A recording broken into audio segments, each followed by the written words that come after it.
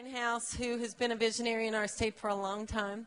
Kurt Steele with Los Alamos, is with Los Alamos National Labs Community Outreach.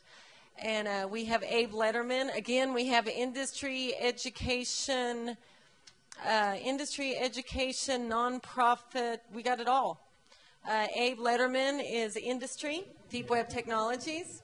We've got Mike Dewitte, another leader in education who works with Sandia and has been there for a long time and is very, very passionate about the future of our state. We have Jan Morrison, who is the lead consultant for the Gates STEM Foundation and is the director and founder of Ties Teach. We have Dr. Joe Martinez, who is in the Office of Workforce and Science at the Department of Energy, and I said that wrong, but his bio's in there. And then my dear friend, Dr. Kemi Jona, who I've dragged to New Mexico 4 times now since he's met me. And Dr. Jona is at Northwestern University and runs the Office of STEM Outreach. So thank you. Dr. Jona is going to be the moderator. Thank you. I think I have him. Yeah, I have a mic. Thank you, Jermaine.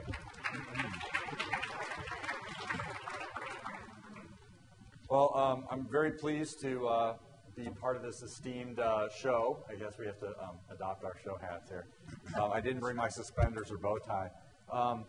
We have a couple of clicker questions that we put together to sort of kick off our conversation and spark some creative juices. So if we can put those up, we can get started.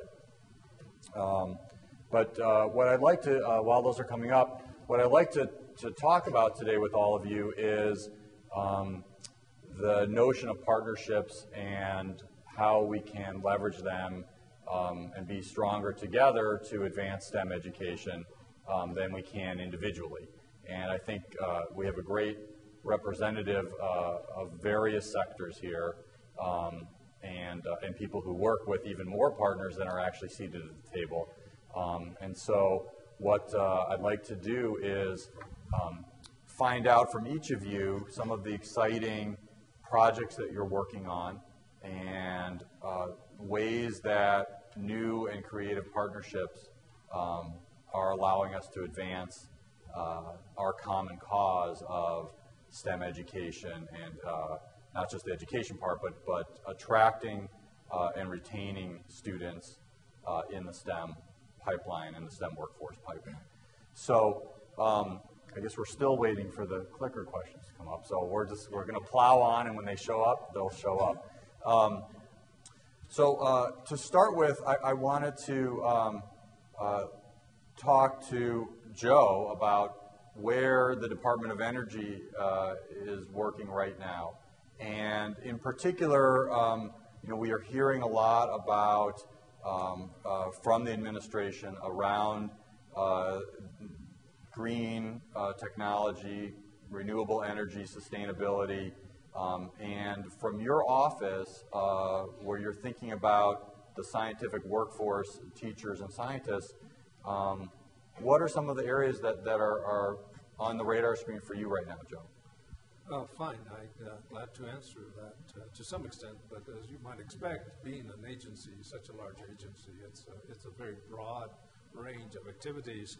I will focus on a couple of them because the partnership that I see between our offices is with the teachers, the cadre of teachers, science teachers.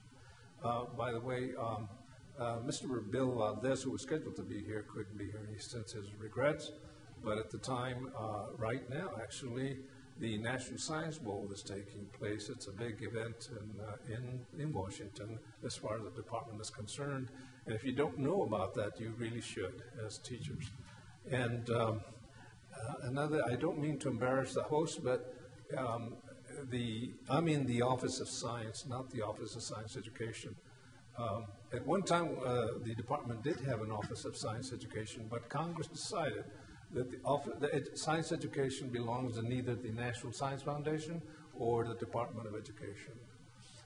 These are the same individuals who decided that they wouldn't fund weather satellites because everybody knows all you have to do is turn to the Weather Channel to get your weather. So the workforce development for teachers and scientists is the surrogate for science education. So it's appropriate that I be here. And the action of Congress caused the Office of Science Education to lose its presence. It was running at a very healthy $80 million activity, but it's thanks to the laboratories, the national laboratories of the Department of Energy, who kept the activity alive. So now that activity is now the basis for trying to build up science education in our office. I don't know if we can put in a URL, a website address for the benefit of those people present here, but the information is broad, as I said, and it could be accessed by consulting the website. You want to give us that URL? Yes, it's www.science.scIED.doe.gov. Okay, and it's becoming quite clear now that the federal government and the agencies are concerned about having left out for many years the talents, the human capital that's available with the underrepresented. So emphasis are going to be a stronger emphasis being put on trying to reach them, and our office is no exception. The one program that I wish to speak to is called FAST. It's Faculty and Science Teacher Teams. It involves a faculty member with three or four students that can spend a 10-week experience at one of the national laboratories, of which there are 17. And that's a competitive process, and again, the applications are available through the website. And this year, I think there are going to be 50 to 60 awards in that area.